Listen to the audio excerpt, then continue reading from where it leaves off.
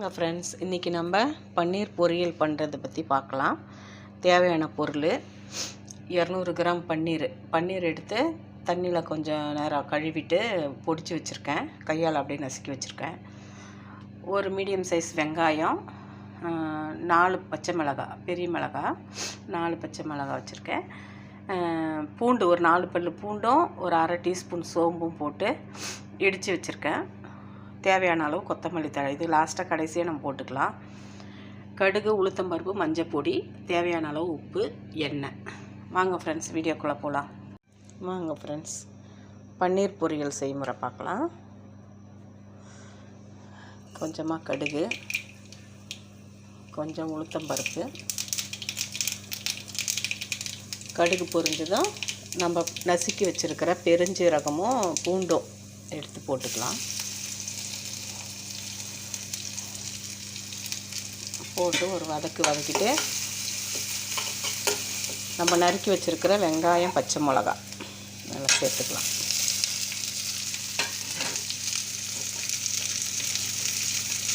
நான் சொல்கிற பன்னீர் பொரியல் உங்களுக்கு சிம்பிளாக தான் இருக்கும். சிம்பிளான பொரியல் இது. திடீர்னு நம்மளுக்கு எதுவும் செய்யறதுக்கு பொரியல் காயெல்லாம் வதங்கலாம் லேட் ஆகும் இல்லைங்களா?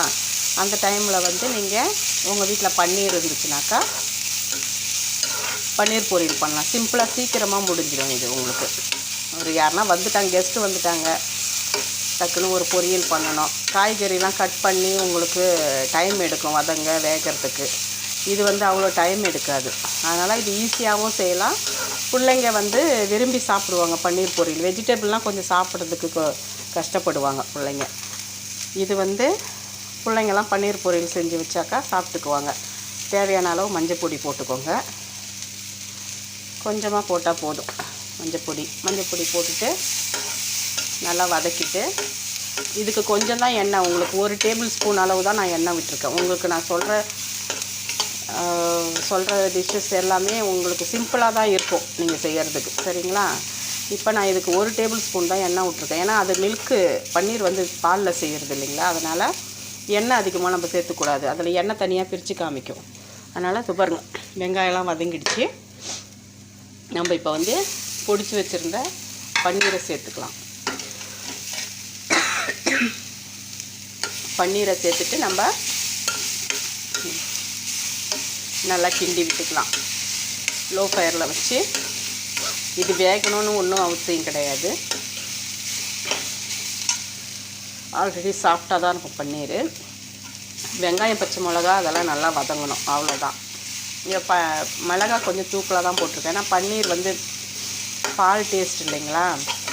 அதனால் கொஞ்சம் காரம் போட்டு, காரமாக இருந்தால் நல்லாயிருக்கும்.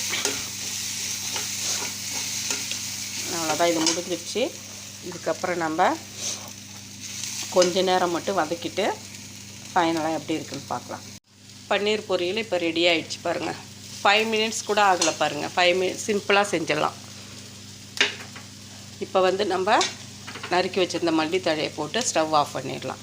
அவ்வளோதான், சுவையான பன்னீர் பொரியல் ரெடி. வாங்க ஃப்ரெண்ட்ஸ், சாப்பிட்லாம்.